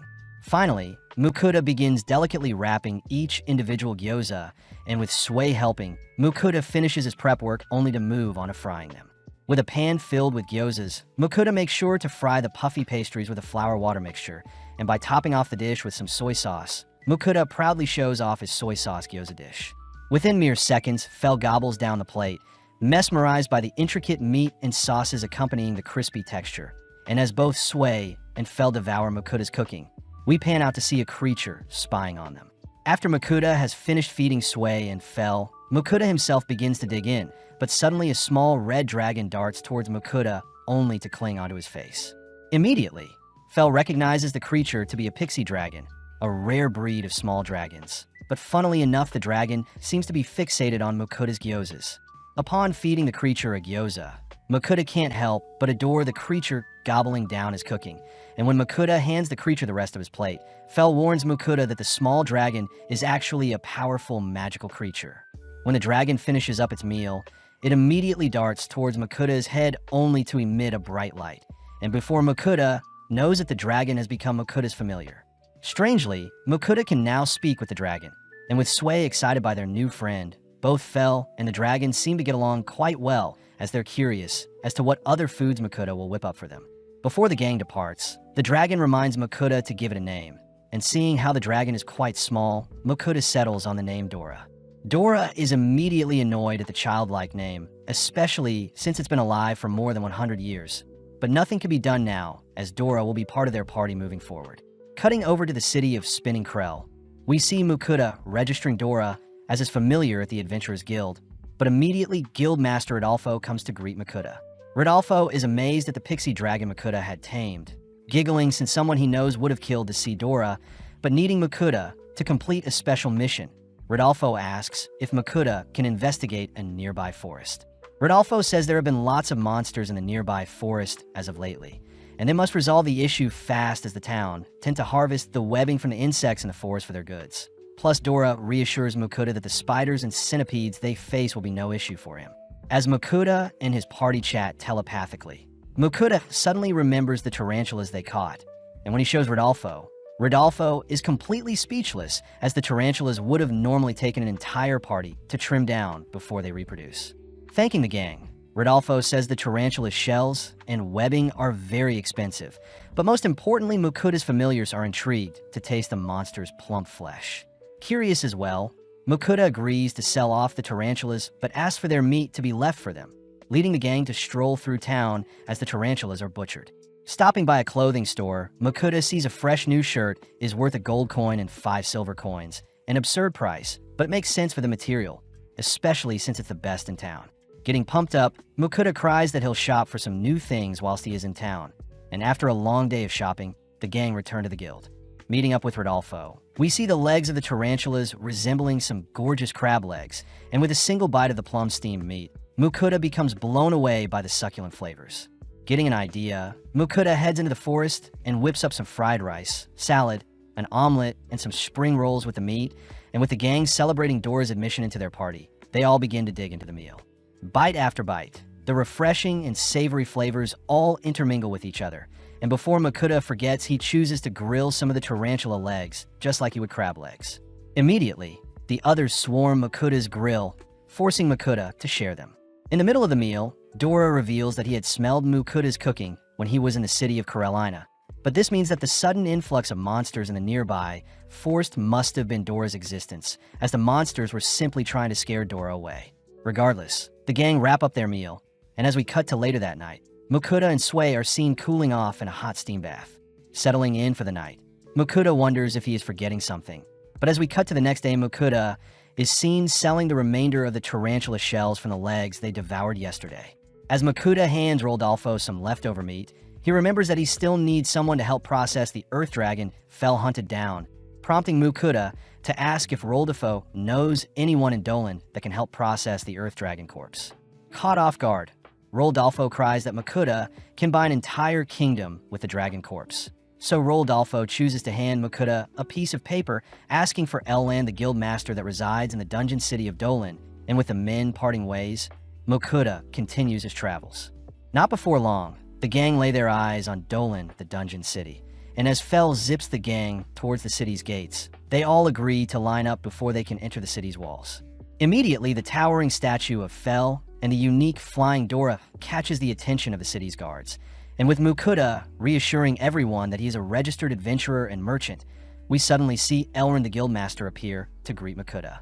Immediately, Elrond's gaze is fixated on Dora, and as Elrond invites our gang inside, he offers up a fancy mana-imbued branch for Dora to sit on, but Dora could care less as he lays beside Makuta on the couch. Fascinated, Elrond is seen noting down Dora's behavior, and while serving Makuta some tea, Elrond tries feeding Dora some flower nectar, but Dora seems disgusted by the drink. Creepily, Elrond jots down Dora's every move, and having learned about Makuta needing help with butchering an earth dragon, Elrond excitedly offers to process the earth dragon immediately. Stepping outside, Elrond is scolded by Ugger, who reminds Elrond he has a merchant guild's meeting this afternoon, leading Elrond to suit up and begin preparations to harvest the dragon. Elrond still remembers back 274 years ago to when he was a B-rank adventurer that was not allowed to process a slain dragon in the past. And after Elrond became an S-rank, he despaired since there was never another dragon slain. Whilst Elrond continues on about his backstory, Mukuda swiftly pulls out the Earth Dragon corpse, and upon laying it in front of Elrond, Elrond can't help but begin inspecting the magnificent creature's body. Whilst Elrond begins measuring each and every part of the Earth Dragon, he asks what Dora tends to eat, and upon hearing that Mukuda usually feeds his familiars meats and vegetables, Elrond can't help but be shocked. Elrond says normally Fenris eat meats while slimes eat anything. As for pixie dragons, they are meant to eat high mana foods, something Dora says he has never done before as he prefers meat. Curious, Elrond asks why Mukuda and Dora are staring at each other, but upon hearing that Mukuda is telepathically communicating with Dora, Elrond cries that he must know how Mukuda is doing this. Luckily, Ugger steps in and stops Elrond from scaring Mukuda away, but this annoys Fel as he orders Elrond to hurry up and extract the dragon meat. Freaked out, Elrond hears that Mukuda and the gang only want to taste the Earth Dragon's flesh, and with the gang agreeing to share some of the meat with Elrond, we see Mukuda booking an inn to stay at. Outside, the entire gang seems exhausted as Elrond had spent most of their time together questioning them on the knowledge and encounters with other dragons, and seeing as they won't get to taste the Earth Dragon today, Mukuda declares they'll stuff themselves with food from the online grocery. With Dora intrigued by the online store, we see Mukuda opt for some marinated meat, plus he purchases an Iron Genghis Khan pot. The gang asks what the pot will be used for, but Mukuda simply answers by heating up the pot and placing vegetables and meat onto the pot, and to top things off, Mukuda douses the meal in some sauce before serving up the dish. Having served up some lamb and mutton, the party digs and only to praise the dish's tender and rich textures, and as the gang stuff their faces, they ultimately ask for seconds. To wrap up the meal, Mukuda unveils a box of sweets, and by unwrapping one of the sweets and feeding it to Sway, Sway immediately jumps at the delectable treats. As the gang spend the rest of the night sharing the desserts, we see Mukuda exhausted the next day as his familiars were up all night. Greeting Ugger, Mukuda asks how Elrond is doing, and funnily enough, Elrond announces that he had spent the entire night measuring and inspecting the Earth Dragon's body. Finally beginning to harvest the dragon, Elrond says he'll need to drain the blood from the creature, leading Elrond to take out a fancy blue knife made out of mithril. With perfect confidence, Elrond runs the blade along the dragon's thick exterior, but suddenly the blade snaps in two, a horrific sight as the mithril blade was the sharpest weapon the guild had. Realizing that they won't be able to eat the dragon, Fel can't help but slump to the floor, despairing at the situation. And seeing as the guild requires more mithril, Fel jumps up only to declare he'll fetch some mithril for them. Mukuda stops the feisty Fel, as it seems Elrond is too tired to use the mithril even if they obtain it today. But Fel declares he'll gather some mithril or ahead of time, something Mukuda can't allow as his three familiars entering the dungeon and causing chaos would draw too much attention to them. To defuse the situation, Mukuda offers to cook everyone a meal, only to whip out some ingredients. First, Mukuda stir-fries some orc meat alongside some vegetables, and by using up any remaining sauce they had left over from last night, along with topping off the dish with some garlic and sesame oil, Mukuda presents an orc kimchi bowl on a bed of rice. As a bonus, Mukuda cracks a raw egg on top of the bowl, and having waited long enough, the gang stuff their faces with the creamy meal, but Mukuda fears he won't be able to stop his familiars from rampaging if the harvesting of the Earth Dragon is delayed further. At the same time, we see Ninrir and the other goddesses annoyed that Mukuda has yet to deliver them their monthly care packages, but from the corner of their eyes, the girls quiver upon seeing two other gods asking what they're doing. Switching over to Mukuda, he is seen finally checking on the goddesses, but immediately Hephaestus, the god of blacksmithing, and Vahang, the god of war, greets Mukuda. Seeing this as perfect timing, Mukuda asks if Hephaestus could bless his equipment, a deed that can be easily done as Hephaestus agrees to upgrade Mukuda's weapon tiers in exchange for an offering of some alcohol. As for Vahang, he is interested in some of the otherworldly items Mukuda has, but interestingly, Mukuda doesn't seem interested in the god's blessings. As a compromise, Hephaestus agrees to bless Sway, whilst Vahang will bless Dora and Fel for their upcoming dungeon exploration. And just like that, Mukuda sends the gods their offerings as a thanks. Before Mukuda can make plans to enter the dungeon, he's reminded by Fel that they've already acquired some mithril from slaying the mithril lizard prior. And with Mukuda handing off some mithril to Sway, Mukuda asks that Sway craft a blade for him. Immediately, Sway swallows and spits out a shiny-looking sword. And although Mukuta says they now don't have to search for Mithril in the dungeons, Fel cries that they should still check out the dungeon whilst they're in town. Back in his office, Elrond is quite depressed, having not been able to find a replacement blade to butcher the Earth Dragon. But luckily Mukuta has brought his own blade. Heading over to the dragon, Elrond grips the new Mithril blade type, and with a single push, Elrond seamlessly glides the blade through the dragon's skin. Elrond wonders how Mukuta obtained such a majestic sword, but Mukuta makes up that a friend gave it to him. And now that Elrond can process the dragon, Elrond utters that it may take 3 days to butcher the beast before them. Seeing as they can't just sit idly by, Fel and Dora ask to explore the dungeon whilst they wait, but Mukuta says there is no need. At that moment, Sway adorably asks if they could enter the dungeon, words that ultimately sway Mukuta. Passing through town, Mukuta arrives at the dungeon gates only to hear that it may take upwards of a month to clear the 30 floors in the dungeon, and interestingly, no one has yet to explore the entire dungeon. Mukuta realizes that he hasn't prepared enough food for a 1-month exploration, and with Mukuta preparing to back out, Fel telepathically asks what Mukuta is doing. Mukuta says they need to prepare actual food to fight efficiently, and with Mukuta's familiars agreeing, the gang choose to do some shopping first. Immediately, Mukuta's party draws the attention of onlookers, and when Mukuta is called over to check out some meat and vegetables, he reasons he should stock up on some vegetables before tackling the dungeon. As for the meat, Mukuta is surprised to learn that monster meat is quite luxurious and expensive. So Mukuta says Fel can simply hunt for the meat they need.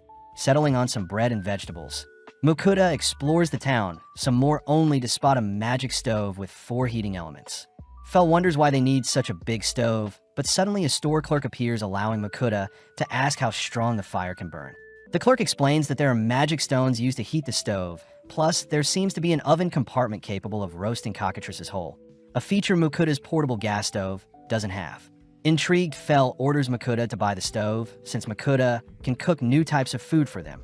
And with Dora begging Mukuta to purchase the stove as well, Mukuta agrees to fork over 860 gold coins for the stove. That night, Mukuta shows off the various pots and pans he purchased from his online store, and having made use of his new stove, Mukuta is able to stew some meats and vegetables while steaming some rice. With Mukuta asking Sway to help him with something, we cut to Mukuta serving up a bull and wyvern meat bowl for the gang, leading everyone to eat their fill. The next day, Mukuta reasons he should prepare some meals in case he is too tired to cook in the dungeon. So starting off, Mukuta strings up some orc meat only to fry and stew it just like if it were pork. Next is some steamed boar wrapped in cabbage, and needing to use up his leftovers, Mukuta whips up some stir-fry bull and pepper topped off with any leftover sauces. Moving on to a hearty soup, Mukuta chops up some vegetables and begins simmering them alongside some orc meat, and for the final meal prep is some wyvern beef stew. As the sun sets, Mukuta stores away the 5 meals he has prepared, and by tomorrow Mukuta is excited to see Sway has completed the job he asked of him. Proudly, Sway shows off the mithril sword he crafted for Mukuta, but at that moment Ugger appears only to report that Elrond has finished butchering the Earth Dragon. With Mukuta and his party heading over to meet with Elrond, Mukuta can't help but be weirded out when he stumbles on Elrond admiring the dragon's blood he bottled up, but snapping out of it, Elrond shows off every part of the Earth Dragon he harvested. Although it took 3 days, Elrond says it was an amazing 3 days, plus Mukuta says he is happy to sell off any of the materials to the guild. Excited, Elrond says he wants 2 bottles of the dragon's blood, along with half of the dragon's liver to help produce elixirs, and to top things off, Elrond wants a dragon tooth to help craft a mighty sword. Mukuta is surprised Elrond doesn't want anything else, but Elrond says the 5 items are valued at 3,800 coins, so for now he'll give Mukuta 380 coins. Annoyed, Fel demands to know where the edible parts of the dragon are, leading Elrond to escort the gang into their freezer room. Entering a chilly space, the gang are impressed to see magical stones keeping the wrapped up meats inside fresh. News that allows Sway to help retrieve the dragon's meat, all whilst Mukuta stores them in his item box. Unable to wait any longer, Elrond allows Mukuta to visit his home to cook some meat for the gang, and having promised everyone such a thing, Elrond chooses to drag Mukuta to his home, all whilst avoiding his responsibilities as a guild master. Showing the gang to his backyard, Elrond watches as Mukuta retrieves his new stove, and interestingly, Elrond mentions how he has the item box skill as well. Apparently, Elrond was a warrior that wielded a sword alongside plant and wind magic, and whilst Elrond begins rambling on about his past, Mukuta gets to work cooking up some meat. First, Makuta seasons the dragon meat with some salt and pepper. Next up is peeling and slicing up some carrots, potatoes, and onions only to lay them on a pan next to the chunk of meat. Drizzling some oil and topping off the meat with some herbs. Makuta places the pan into his preheated oven to begin roasting, a sight that makes the others begin to drool. After some time, Makuta takes out the pan only to confirm that the meat has been cooked, and by slicing up the chunk of meat and serving it up with some garlic soy sauce. The gang sit down for a taste. With a single bite, Makuta becomes speechless at the distinct flavors. Plus, it seems Makuta's familiars are also dazzled by the meat's plump and unique flavor. Fel says the last dragon he ate was cooked with fire magic, but such a meal doesn't compare to Makuta's cooking. And with Makuta serving up seconds for everyone, Makuta hears that Dora doesn't mind eating other dragons as long as they aren't pixie dragons. Off to the side, Makuta sees Elrond tearing up as he was able to not only butcher a dragon, but also taste it, things Elrond could only dream of doing. With the gang heading home with a full stomach, Makuta's familiars jump in excitement as they'll enter the dungeons tomorrow, but this reminds Makuta to give his offerings before he departs. As Makuta sifts through his online stores for some items, we zoom out to see the goddesses awaiting Makuta's offerings. But just then Vahang and Hephaestus appear only to ask if the girls have given Makuta a defensive skill. Realizing that Makuta passing away will mean they can no longer get their offerings, the girls begin to panic, but Hephaestus says he has an idea. When Makuta prepares to send off his offerings, he is suddenly contacted by Hephaestus, who offers up a blessing. And although Makuta refuses, Hephaestus forcibly gives Makuta a new skill. Heading to the dungeon the next day, Makuta is surprised to run into Vianca, who has been asked to help out due to how busy it is in town. As Vianca fills out an entry registration for Makuta and his familiars to enter the dungeon, she can't help but be captivated by how adorable and fluffy Fel is. With the gang finally heading to the dungeon's entrance, Makuta is a little nervous, but with his familiars pumped, the gang begin to descend some stairs. Fel mentions how the monsters on the lower floors are too weak, and seeing as most adventurers can make a living hunting from the 10th to the 15th floor, Fel declares they'll be skipping such floors.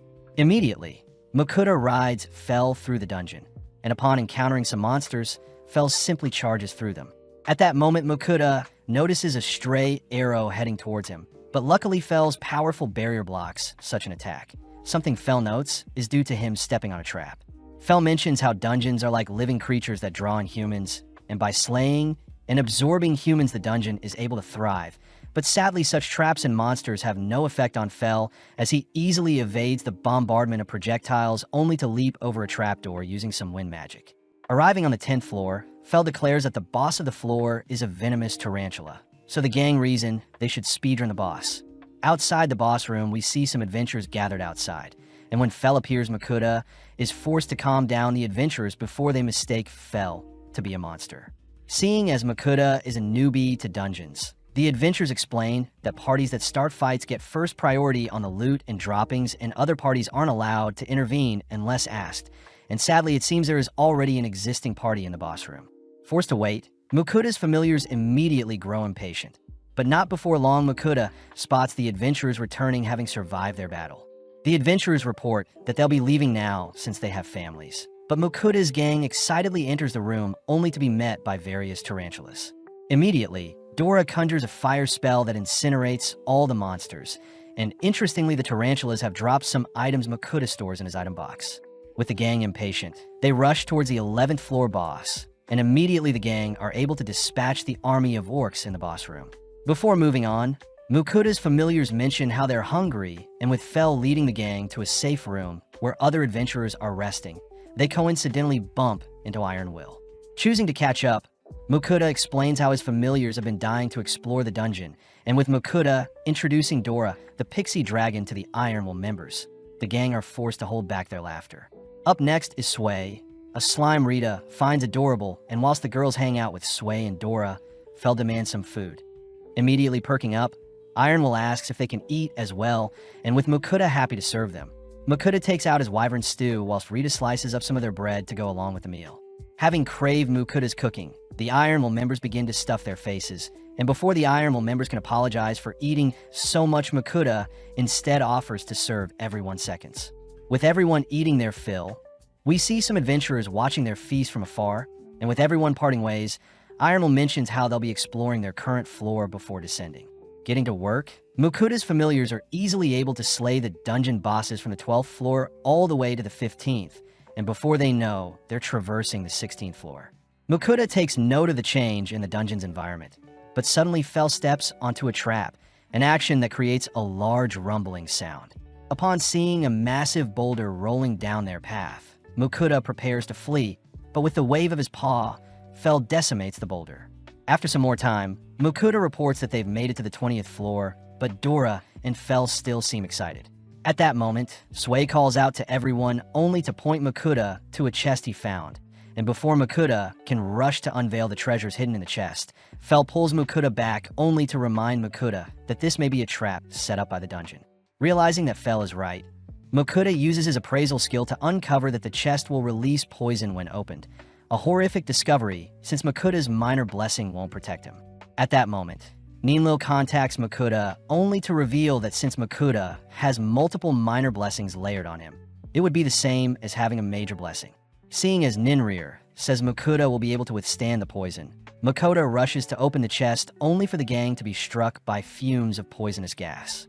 Sadly, it seems the chest is empty, a discovery that annoys Mukuda. But upon reaching the 21st floor, Mukuda bumps into a massive-looking chest. Upon appraising it, Mukuda sees that it is a mimic that may drop a chest when defeated, ultimately leading Mukuda to draw his mithril sword to slay the creature. When Mukuda opens the chest, the mimic springs to life and attacks Mukuda, but by swinging his sword around, Mukuda is able to slice up the mimic without issue. Inspecting the chest the mimic dropped, Mukuda is amazed to have found various rare jewels and a recovery ring. And upon descending to the next floor, Mukuda is amazed by the clearing they've run into. Although Fel is excited, he declares that he can smell something dangerous nearby. And with Mukuda riding Fel deeper into the floor, they suddenly are swarmed by some giant killer mantis with a B rank. Instantly, Fel begins to swell with magic, and with various streaks of lightning raining down, Fel easily slays the monsters. But this annoys Dora and Sway, who wanted to fight as well. Calming everyone down, Mukuda says everyone will get their turn, and with Dora up next, he is seen engaging a grizzly bear. As for Sway, he gets to face off against some poisonous butterflies, and seeing as they're approaching the boss of the floor, Mukuda reasons they should eat first before engaging the creature. Although Fel says the boss won't be a trouble for them, he still allows Mukuda to whip up a meal for them. And interestingly, Mukuda says they'll be having some domestic Japanese Wagyu steak. Mukuda reasons that they should have some pork, duck, chicken, and sandwiches as well, and whilst Mukuda feeds the gang the pre-cooked chicken and duck, he gets to work cooking up the remaining meats. Meal after meal, Mukuda and his familiars stuff themselves with the assorted meats, and with each plate dusted off, Mukuda chooses to check everyone's stats. Mukuda is glad to see Fel, Dora, and Sway's stats have risen by 50%, but when Mukuda checks his own, he is disappointed to see his stats haven't even been boosted by 5%. As the gang head through the floor, they suddenly notice a massive snake boss up ahead, a creature Mukuda appraises to be an S-rank Vasuki. Fel mentions how he has only faced a Vasuki 3 times in his life, and as the snake spits out its toxic fumes, Mukuda chooses to hide whilst his familiars take on the boss. Thanks to their blessings, the toxins have no effect on them, and as Fel electrocutes the creature, Sway melts away a patch of the boss skin only for Dora to dive through the snake, successfully slaying it without issue. Storing away the boss, Mukuda hears that they can enter the next floor by channeling a magic circle, and by making sure everyone is holding onto each other, the gang teleport to the next floor. Instantly, Mukuda takes note of the open mine shaft they're in, and as he peeks around a corner, he spots several giant monsters roaming the space. Before Mukuda can say anything, his familiars rush to clear up the monsters, and having walked for a decent amount of time, the gang enter into a safe area to have a meal. With no one else around, Mukuda gets set up and begins serving up some pork soup alongside some hamburger sandwiches, and seeing as everyone has worked up an appetite, they all stuff themselves for a job well done. Cleaning things up, Mukuda confirms that the sun should be setting around this time. But out of nowhere, Mukuda notices several injured adventurers stumbling into the safe zone. As the adventurers begin healing their ally, they call out to Mukuda to see if he has any spare potions, and upon lending them one of Sway's healing potions, the gang are surprised to see their allies' wounds being patched up immediately. Realizing Sway's potions are too abnormal, Mukuda changes topics and asks if everyone is okay, only to be relieved to see that the party before him hasn't suffered any casualties. Introducing themselves as the A-Rank Party Tempest, the members agree to pay Mukuda 15 gold coins for the high-quality potion, but Mukuda says such a potion would normally cost 10 coins, so he offers to throw in some additional low-tier potions to make things fair. Getting to know each other, the Tempest Party reveal that they encountered 3 Spriggans in the boss room, creatures that are larger than Minotaurs. The Tempest members mention how they first scouted the floor and recorded only 1 Spriggan, but now there seems to be 3, an issue Fel says he can easily take care of. With everyone resting for now, Mukuda chooses to feed the Tempest members some pork chop sandwiches before they return to the surface. As for Mukuda and his party, they continue strolling through the floor only to appear before the boss. Without issue, Mukuda's familiars spring into action and take down the monsters before them. And interestingly, Mukuda discovers a magic bag capable of storing many items, but time doesn't stop inside the bag. Using the bag to loot the area, Mukuda promises to slay some monsters as well. But having reached the next floor, Mukuda can't help but tremble in fear, all whilst his perfect defense skill bestowed onto him by Hephaestus protects him. As some more time passes, Mukuda and his familiars easily traverse through floors 25 to 28, and upon reaching the second to last floor, Mukuda is stunned to see the area is a massive desert. With Fel offering to escort everyone, Fel jogged for a few seconds only to cry out that it's so hot, especially since the sun is directly beaming down on them. Before Sway can melt away, Mukuda lends Sway his bag to rest in, and luckily there seems to be some shade nearby. Fel chooses to erect his barrier to block some of the heat, and fearing that Fel's mana may be drained, Mukuda opens his online store only to purchase some sun gear along with some electrolyte drinks. With the gang hydrating themselves with the drinks, Mukuda follows up by purchasing some ice cream, and with each scoop the gang slowly feel their souls invigorated. Seeing as they need to keep moving, they stuff themselves with popsicles as they traverse the desert, and with Fel relying on his senses to track down the boss, they eventually run into a massive scorpion and worm, both creatures Mukuda's familiars take down. With the sun setting, the blistering hot desert suddenly becomes freezing cold, forcing Fel to erect his barrier to trap in the warmth from their campfire. Relying on the online store, Mukuda purchases some heating pads and additional layers of clothing. Plus, Mukuda plans on serving up a warm, hearty meal for the gang. Getting to work, Mukuda creates a broth by mixing together several seasonings, and by stewing some vegetables and rockbird, Mukuda eventually adds some udon noodles along with some tempura to finish off the dish. As the gang slurp down the meal, they become satisfied by the warm broth slushing around in their stomachs. And with the boss being nearby, Mukuda reasons they should rest up for the hectic day ahead. With the sun rising, the gang immediately enter into battle with the stone guardian of the floor, but after some time, they claim victory over the golem only to head towards the teleportation circle. As the gang teleport to the final floor, Mukuda becomes terrified upon seeing a behemoth creature before them, and having not been able to plan ahead, Dora and Sway take the lead and rush towards the boss. Interestingly, the boss is able to withstand Dora's fiery dive and Sway's acid bullets, and Fel reveals that behemoths are very durable against physical and magical attacks. As the behemoth charges the gang, they immediately disperse, only for Fel to swipe at the creature with no luck, but Mukuda orders his familiars to keep piling on the attacks, as he believes the damage will eventually accumulate. As the 3 dance circles around the boss, they slowly pick away at the creature's defenses, and with Dora conjuring 2 icicles, he manages to break through the exterior of the boss.